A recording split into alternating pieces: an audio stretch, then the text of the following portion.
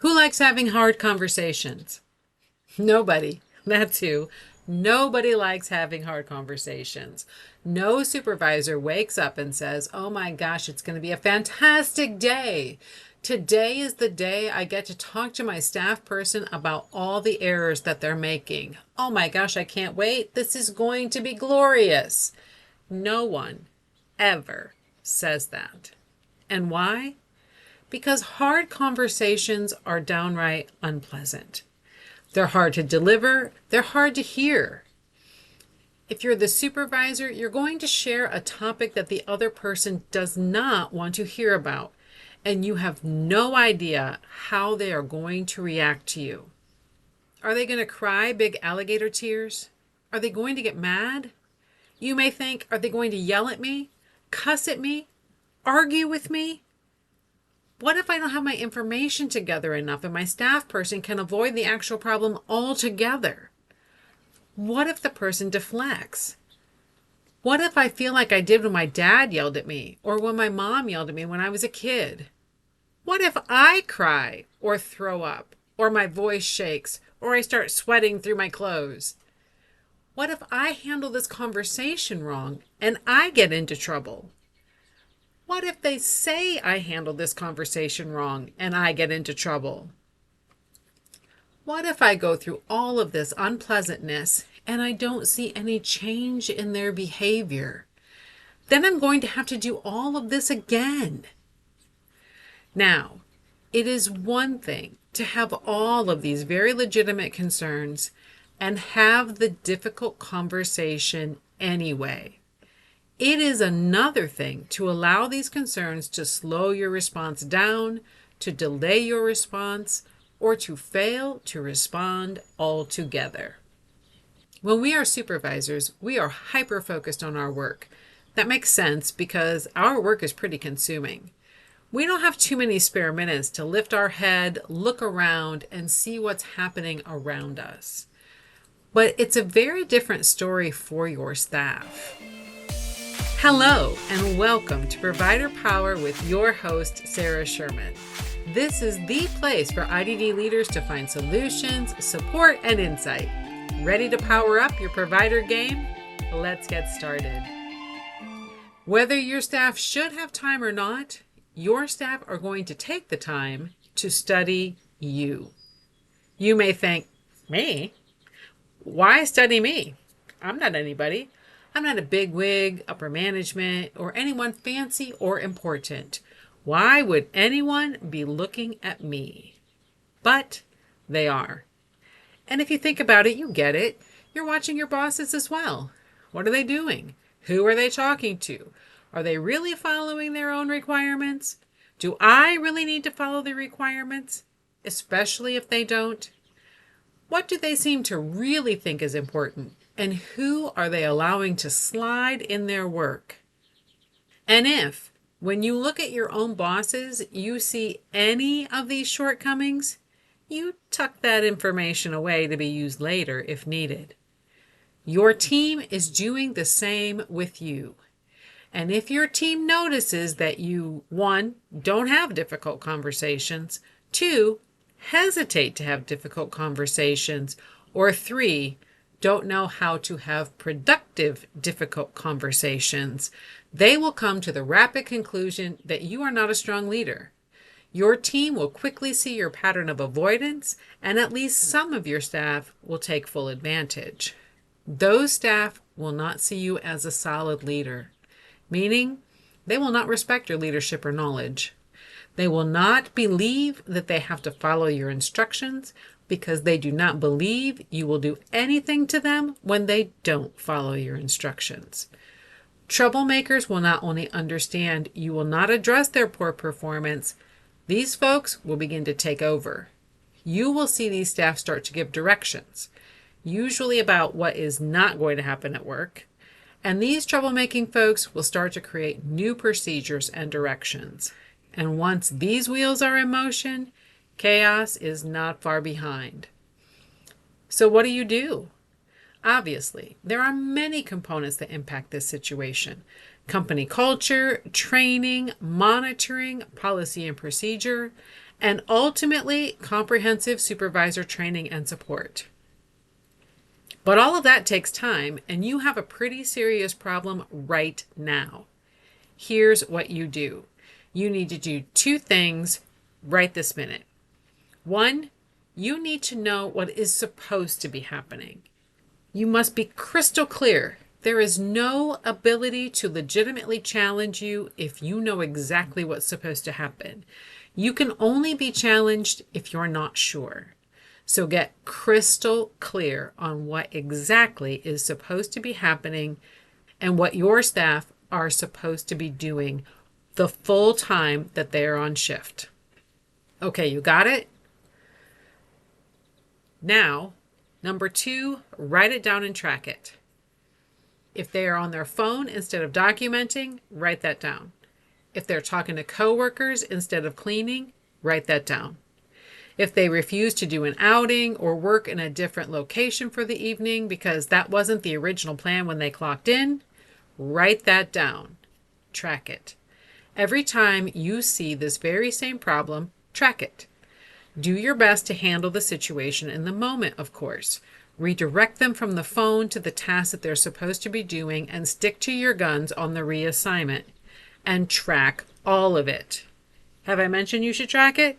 No? Let me say it again. Track it. Write down the date, time, what happened, what was supposed to happen, what you said, what they said. So one more time. The date, the time, what happened, what was supposed to happen, the work they're supposed to be doing, what you said to them, and what they said to you. As soon as you have a little data, you're beginning to see repeated patterns, you're getting some trends. Take your data and go to your supervisor or HR. Show them your data and ask for directions. Be honest. If you don't know how to have the conversation or what to say, tell your supervisor or HR that that's your situation, you're not sure how to handle this, and ask them for help. Ideally, they offer to sit in with you. They give you the words to say. They practice with you a little bit, all to prepare you to have the conversation that you need to have.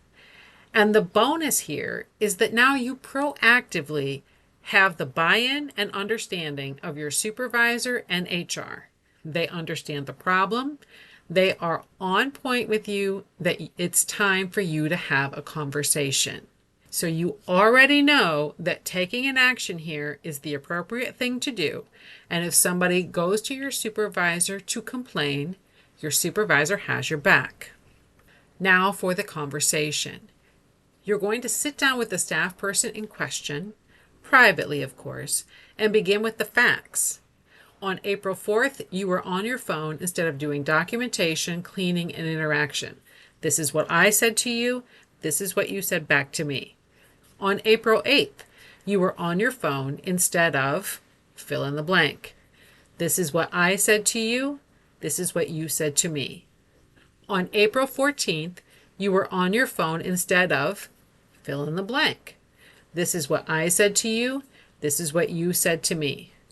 Then you tell them, your job requires that you complete these tasks. Give them a list.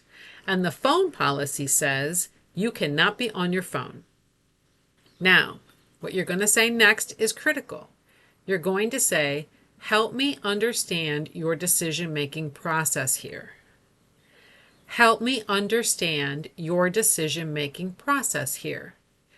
And to quote the immortal words of Sheldon Cooper, bazinga. The structure of the conversation, as I have outlined for you, is pretty hard to wiggle around. For example, if your staff person says, well, my coworker does this too, and I don't see you saying anything to them, you simply say, help me understand your thought process for April 4th, April 8th, and April 14th. If they say to you, if the staff person says to you, I didn't know about the no phone thing, you can say, on April 4th, I explained it to you. This is how you responded to me. On April 8th, the problem appeared again. and I explained it to you. This is how you responded to me. On April 14th, you get the idea. If they say to you, come on, man, my mom and your mom have been friends since before we were born, and I saved you from the runaway bicycle when you were screaming your head off rolling down the big hill in the park when we were in kindergarten. You say to them, on April 4th, this is what happened. On April 8th, it happened again, and again on April 14th. Tell me about your decision-making process. If they start to cry and say they're having a hard time since their pet turtle Petunia passed away unexpectedly, you say, I'm very sorry to hear about Petunia. She was a lovely turtle. On April 4th, you did this, and again on April 8th, and again on April 14th. Help me understand your thought process here. If something weird happened that prevented this person from completing their work correctly, no problem. You've created an open space for them to provide you with that information. If they are confused in how to handle something, by asking for their thought process, you are positioning yourself to learn what they were thinking. So if they're not adding A and B to equal C because they have some confusion, you have the ability to identify that problem and to correct that problem. Of course, big surprise, you're going to write everything down. And if necessary, take your notes back to your supervisor and/or HR to determine the next best steps given the situation. You can see that with recorded data and upper management support, this conversation is now pretty easy to manage.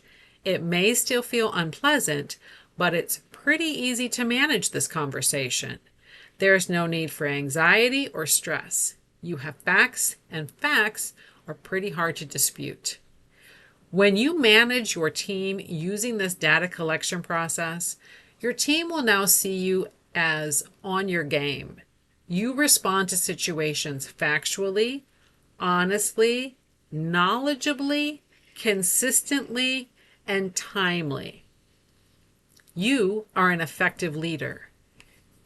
If having hard conversations is an area of struggle for you or any other area of your frontline supervision experience or the frontline supervisors that you support, then Frontline Supervisor Success Academy is for you or your team.